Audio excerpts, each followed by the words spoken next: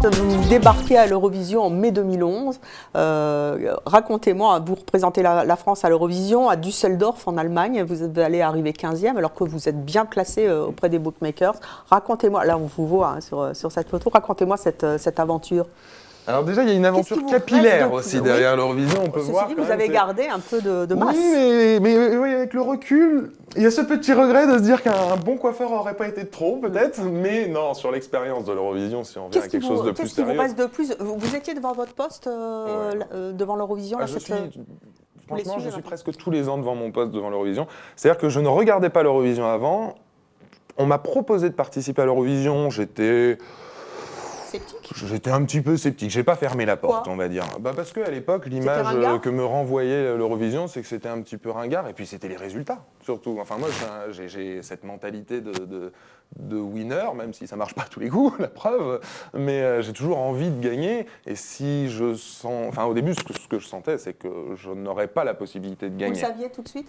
Pourquoi ? Je le savais avant et je me suis pris à croire que je pourrais peut-être gagner parce que tous ces bookmakers et toute cette folie, cette passion Eurovision et France Télé qui galvanise aussi, exactement. Puisque vous le sentiez, c'était quoi qui vous manquait ? La chanson qu'on vous avait imposée Non, c'était franchement la chanson était super et j'ai été très très fier. C'était une chanson corse, hein, c'est une chanson corse. Ça donnait quoi ?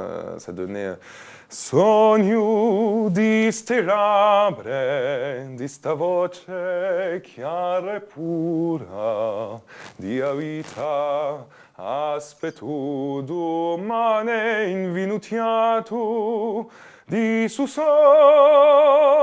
Voilà, c'est un petit extrait comme ça. Et pourquoi une chanson corse ? Et parce qu'il fallait représenter la France avec... Alors, pas du tout. Mais j'aime bien brouiller les pistes un peu avec mes noms, prénoms, régions d'origine, voilà, chants. Et pourquoi pas Non, le corse, c'était finalement la langue régionale qui se rapprochait le plus de l'italien. Et évidemment, l'italien était, à mes yeux, la langue la plus fluide pour... déjà, qui dit italien dit romantisme pour moi, tout simplement.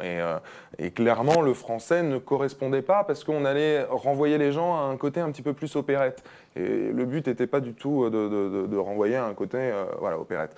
Du coup, on a axé vraiment sur le côté grandiose. Et d'ailleurs, là où j'étais par contre très content, c'est que toute la scénographie qui était faite derrière moi était assez impressionnante et j'aurais aimé me retourner pour pouvoir en profiter un petit peu plus. Mais mais franchement, ça a été incroyable l'Eurovision. Il y a eu une grosse déception parce que j'y ai cru.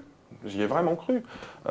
Et du coup, le soir même, lorsque ça retombe, enfin non, ça retombait pas, j'étais encore à chaud, j'étais un petit peu frustré, mais j'ai très vite compris. Dès que les résultats commencent, les 2-3 premiers pays qui ont voté, je crois qu'on... Oui, on le sent totalement.